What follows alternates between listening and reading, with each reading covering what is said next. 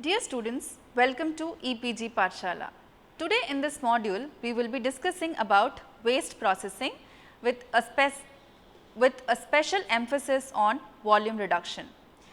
Now, solid waste, we have discussed it in previous module. Solid waste is defined as any material which is of no use or it is unwanted or thrown out by the primary user.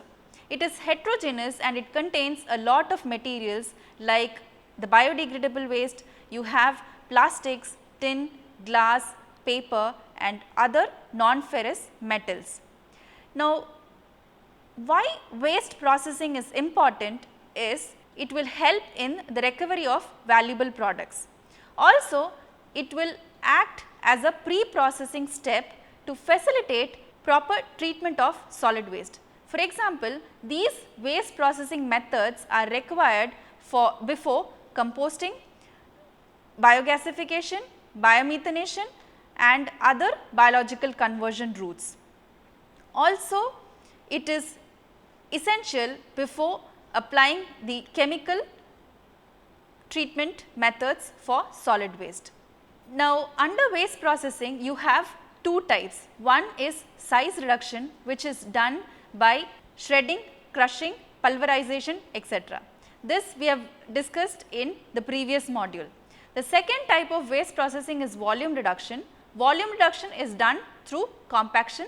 Compaction is nothing but increasing the density of waste, and this compaction or volume reduction can be achieved by mechanical means, thermal means and chemical means. In this module, we will be focusing about the mechanical means of processing the waste. Let us look into the learning objectives of this module. The learning objectives of this module are to understand the process of volume reduction as part of waste processing method, to know how the volume of solid waste can be reduced by compaction, to understand the various equipment used for compacting the solid waste. Also, we will have a brief understanding about the merits of volume reduction. Now, waste processing is a process by which the physical property of the waste is altered. Waste processing is done to improve the efficiency of solid waste management system. It will also make the waste storage and transportation effective. It helps in achieving the resource recovery, for example, paper, cardboard, plastic, metals, etc. It will also increase the efficiency of treatment of solid waste. As mentioned earlier, waste processing will help in composting process, biomethanation, biogasification, vermicomposting and other biological conversion methods. Now, waste processing is done by size reduction and volume reduction. In this module, we will focus on volume reduction. Now, volume reduction, if you look into the definition, it is a type of waste processing method where the waste is physically and chemically altered. Now, it is done by three methods. One is mechanical reduction, second one is thermal reduction and the third one is chemical reduction. Now, mechanical volume reduction is very important in a solid waste management plan. It will alter the waste physically and it will compress or reduce its volume through the use of compactors. The mechanical volume reduction is achieved by compaction. The volume and size of the waste is reduced when compared to the original form of solid waste. The density of the waste is increased during the process of compaction. Now, this compaction can be done in collection vehicles or in transport vehicles. It can also be done in the transfer stations and the disposal site, that is the landfill. During compaction, the space in the collection and the transport vehicles will be increased. The space requirement in a landfill will also be decreased when the waste is compacted and disposed of or contained in a landfill. Now, what are the different equipments which are used in the mechanical volume reduction? One is your stationary compactor, second a baler or a baling machine is used to compact. We also use cubing or pelletizing equipment. Then during the preparation of waste for RDF, the compaction also is done during that. It is the hauling equipment can also be used for compaction before landfilling or combustion. It is also used for recovering material prior to sale. Now, let us look into the various equipments used for compaction. Based on the movement, the compaction equipments are classified into two types. One is stationary and the other one is movable. The stationary equipment is mainly operated either manually or mechanically to collect the when the solid waste is collected and loaded into a container. The collection vehicle is equipped with compaction mechanism for controlling the solid waste is called as stationary compaction unit. Now, this can be used in a residential area, it can be used in an industrial area or a commercial area or in transfer stations. Wherever there is suitable location available, these can be installed and used. Now, large stationary compactors are essential when a waste are to be compacted. That is, if you have to move the waste in a steel container, then you can compact the waste either manually or mechanically, and when the compressed blocks are lined or tied or tangled by some material before being detached. Now, from stationary compactors, the compacted material can be directly transported into vehicles to the disposal site. The second type of equipment which is classified based on the movement is movable equipment. This consists of a wheel which is attached to a vehicle and it can be tracked to dump the compacted solid waste in a sanitary landfill. The front end loaders and fork lifts are also used as a movable compactors. The loaders are used to move material through a conveyor belt from the receiving location. They are also used to move the compacted material through vehicles for shipment or transportation. Now, forklifts are generally used for carrying the bales. We will see what is baling in the coming slides. These forklifts are commonly used for moving the bales from the baler to either a storage location or into the trucks for transport. Now, this table will summarize or will provide more information about the type of compaction equipment. First type of unit is or can be placed at the solid waste generation points. First one is a vertical compactor. Now, vertical compactor is an equipment which can provide compaction in a perpendicular direction. It consists of a ram which compresses the waste in a perpendicular direction. It may be operated either automatically or hydraulically. They are usually hand fed and the waste which is compacted are compacted into corrugated boxes, vessels or paper or plastic bags. They are popularly used in medium and high raised flats. The next type of compactor which can be used at the source of solid waste generation is a rotary type. In this, the ram device will be placed on a revolving platform. Now, the ram device is, as you know, they are used for densifying the waste and this platform keeps rotating as the container where you are filling the waste will also rotate. Now, this rotary compactors are used to densify paper and plastic bags and they are used in medium and high raised apartments. The third type of compactor that is used in or located in solid waste generation points is a bag or extruder type compactor. Now, this compactor can be a chute fed. Chute is nothing but a small pipe sort of arrangement through which the waste will be fed. Now, here both perpendicular and horizontal rams are used and densification is done both for single as well as multi bags. Again, they can be used in a medium and high raised apartments. Now, the next type of compactor is an under counter. These are small compactors and are mostly located in individual houses and apartments. The waste is dropped into bags through a panel door and then they are compacted into paper bags. The odor that is released during this compaction is controlled by odor control sprays. The next type of compactor is a stationary or a commercial compactor. In this, the compaction takes place in a steel vessel which is fixed with a ram.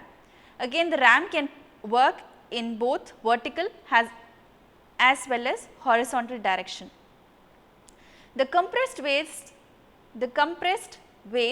are physically tied and removed. They are used in low, medium and high raised flats. Even commercial and industrial areas can be equipped with the stationary compactors. Now, we will see what are the different types of compactors that can be placed at the collection vehicles, transfer stations and at disposal site. Now, in collection vehicles, you can use stationary compactors. Now, the stationary compactors will gather the solid waste in the vehicle and it will be having a compaction mechanism where the waste will be compressed or compacted. Now, at the transfer station where normally the waste processing is done, there you can have a stationary or a transfer trailer, or you can have a low pressure stationary compactors which works under two pressure conditions. One is low pressure and other one is high pressure.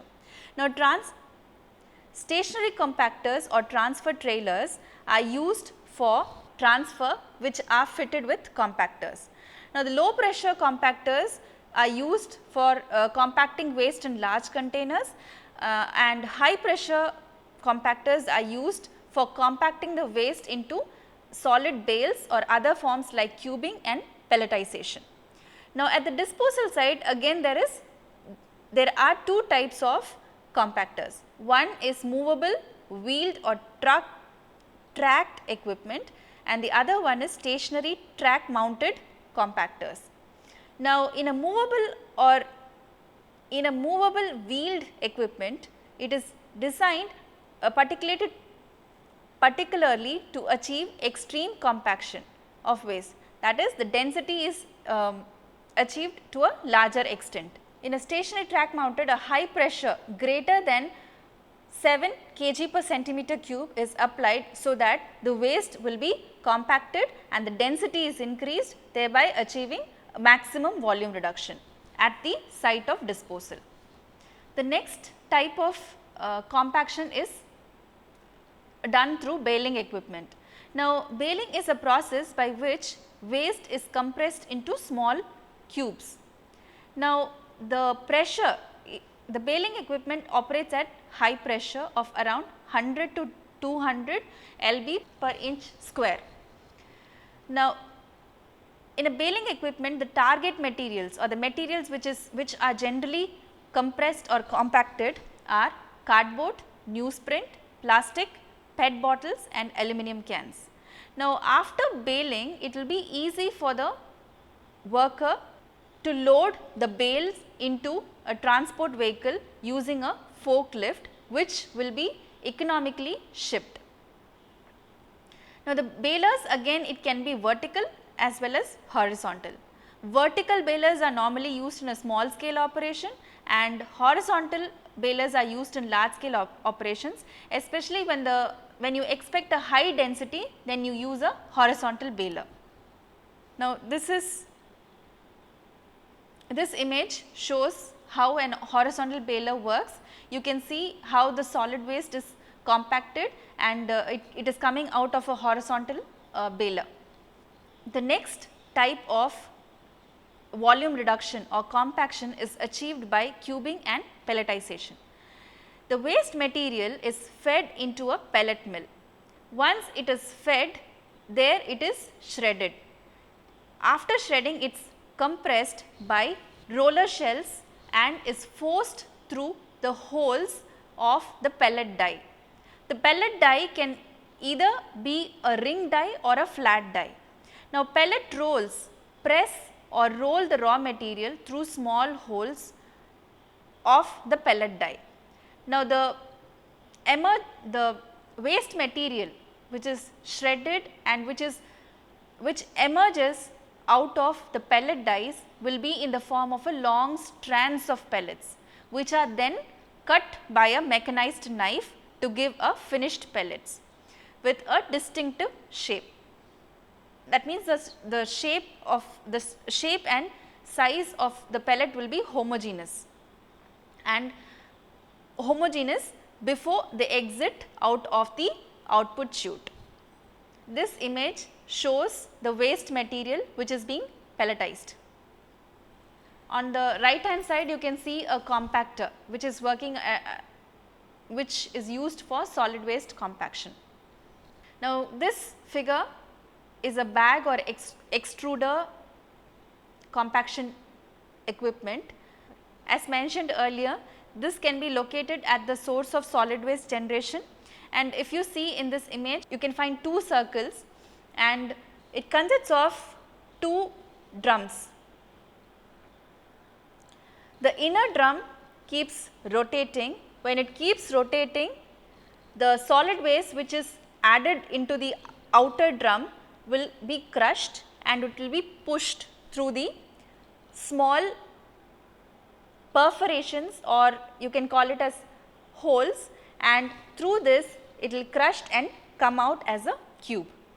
This is a bag or extruder type of compaction unit. This is a cubing or a densifying system where you can see the conveyor belt brings the waste into a shredder and the waste is being shredded and it is blown through a air classifier which is used for component separation, and then it is taken brought into the system. Again through the conveyor it comes where it is mixed with water and then it is taken off through the chute where it comes out as small cubes. Now, the cyclone separator or the bag house is generally used for removing the small dust materials or the particulate matter which is released during this waste processing. Now, we have seen compactors classified based on their movement as stationary and movable.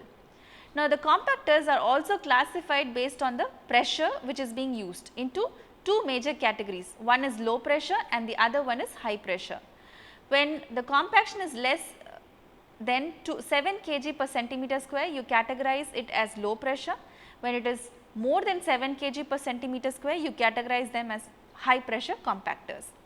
Normally, they are located in transfer stations. Now, the low pressure compaction is a type of compaction which can be used in apartments and commercial and residential buildings too.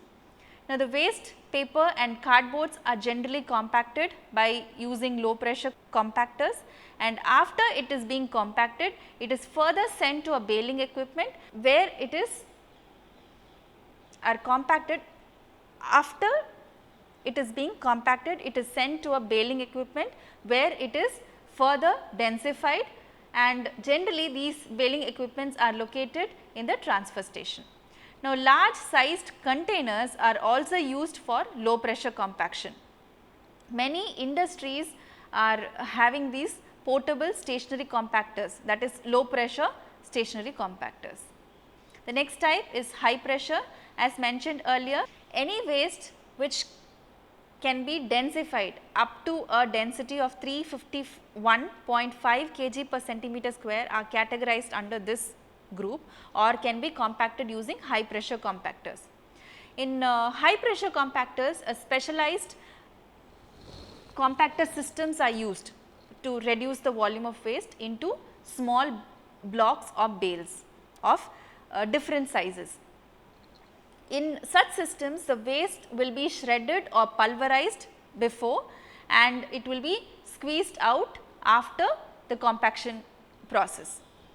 Depending upon the waste characteristics, the volume reduction achieved, the reduction ranges may vary from about 3 to 1 to up to 8 to 1. Now, percentage of volume reduction is essential. It is essential for us to calculate the percentage of volume reduction to know how much the densification has occurred. The volume reduction can be calculated using the formula given here, Vi minus Vf by Vi into 100, where Vi is the volume of waste before compaction, that is in meter cube, and Vf is the volume of waste after compaction. Now, if you substitute the value, then you get the amount of volume, the percentage of volume reduction. Also, the compaction ratio can be calculated using Vi and Vf. Now, why the calculation of volume reduction percentage and compaction ratio is important is, like, to make a trade off analysis among the compaction ratio and the cost of compacted solids, these two values will help. It is essential.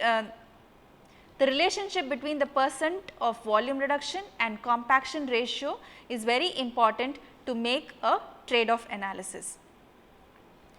Moisture is one important factor which influences or which is to be considered during waste compaction.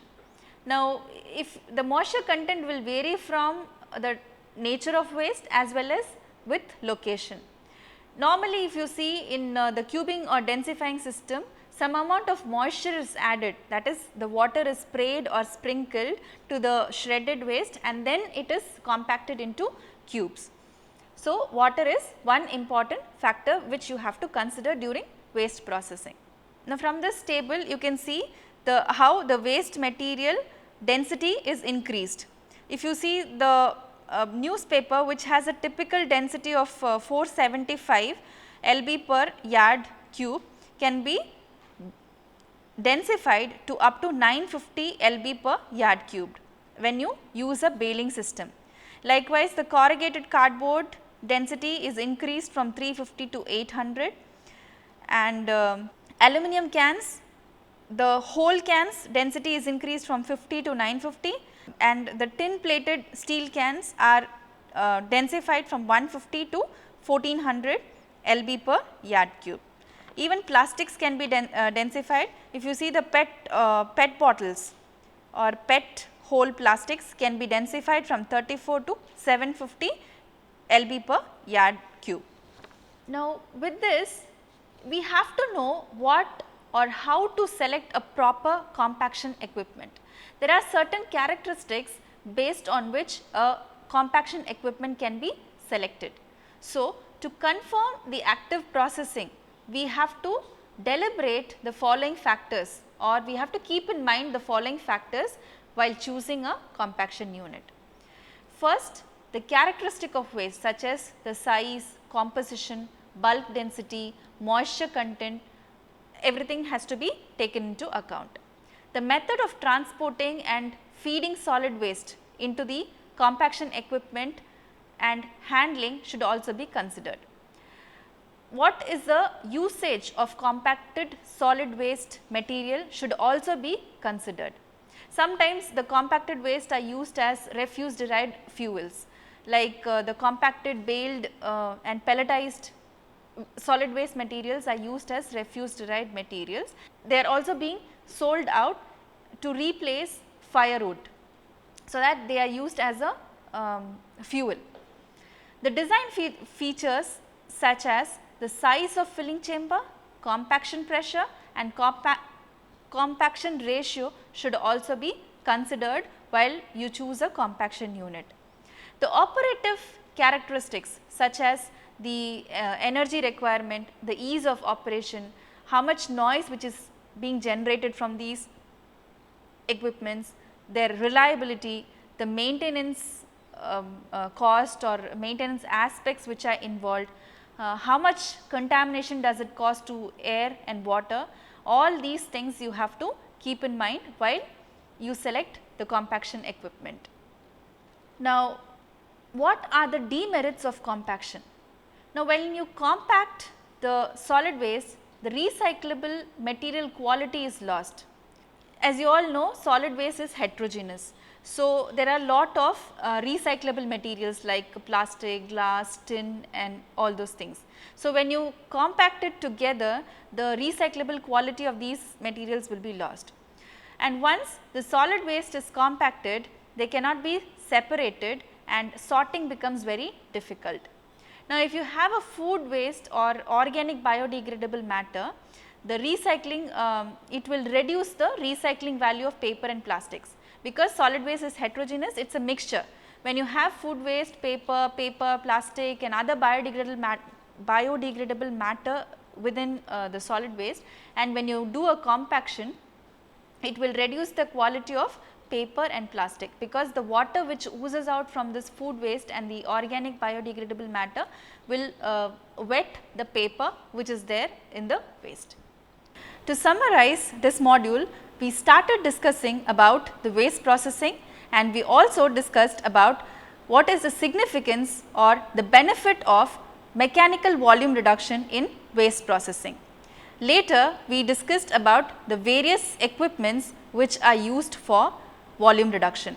Based on the movement, we categorize them as stationary and movable equipment, and based on the pressure, we categorized them as low and high pressure compaction units.